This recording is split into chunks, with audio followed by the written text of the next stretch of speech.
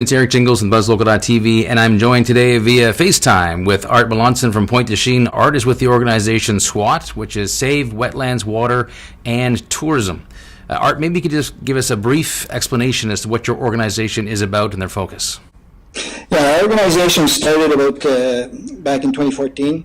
There were some areas that were going to be damaged due to development, and there was wetlands that they were going to damage. And the wetlands were basically in the estuary that feeds onto Parlee Beach and all that. So, the reason why we're talking to you today is that, of course, as the weather is finally warming up, brings thoughts of going to the beach. And last year there was a lot of work done by the provincial government to try to rectify the problem with contaminated water, or not exactly perfect water for swimming.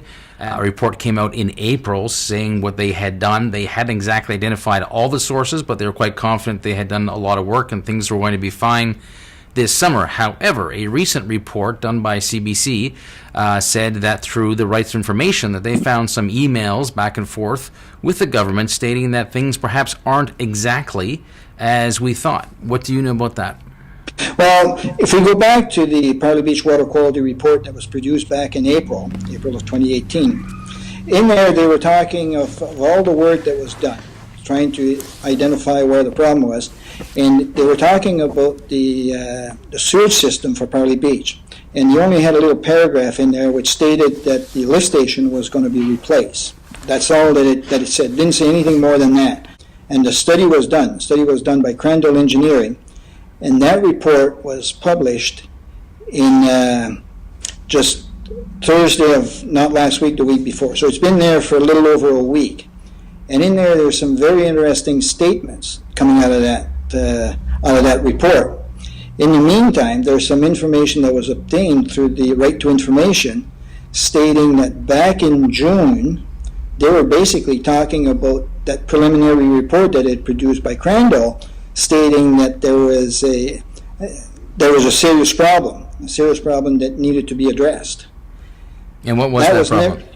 It states there that during their inspection, they were seeing some water going into one of the manholes out of the main pipe, water going into that manhole, but at the other end, the water wasn't coming out at the other end, hardly any water coming out at the other end. Where is it going? Right. Instead of asking this question and going into deeper, they basically never analyzed to find out where that water was going, and that's where some of the information was found out through Rights of Information that, this thing was happening. It is serious. There is talk about it of exfiltration, which meaning that the pipes are leaking, but they can't really determine if it is or not or where it is. But you would think that they knew this in June of 2017.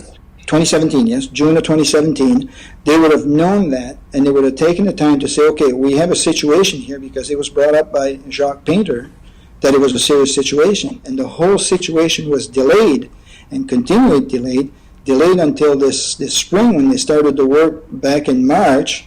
But at that time, they haven't got time to finish the work that should have been done, should have been started in the fall of 2017, and it would be ready for 2018, and all that issue with the sewage system out of the Parlee Beach would be resolved. We wouldn't be talking about it.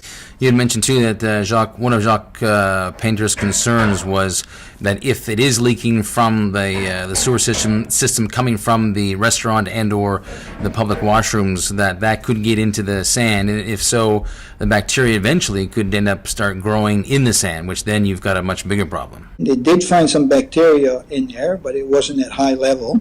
But you would have think that we would have had some discussion, or at least maybe they did and they didn't make us aware, but to do the sand analysis maybe in the places where it was more subject to leakage occurring if there is leakage. Your organization, does this have any concern around perhaps even like the public's confidence as to what the reports actually say, and whether even the postings on the beach are accurate, whether the water is safe or not to swim in? There's a few hidden documents that finally come out that basically not contradicts what they've said, but creates a problem for them for not coming out and saying the right thing right at the beginning, that they have to come out with another story. And we've seen that all along, right from the beginning when we got into the whole Parlee Beach issue. It's definitely tough to have full confidence in what's happening. Well, Arthur, thank you so much for joining us today. Thank you. It was a pleasure. That's Arthur Melanson. He is with SWAT Save Wetlands, Water, and Tourism, and he's living in Pointe de Chine. Joined us from there today. I'm Eric Jingles with BuzzLocal.tv, and we'll keep you updated with any changes to the reports around Parlee Beach.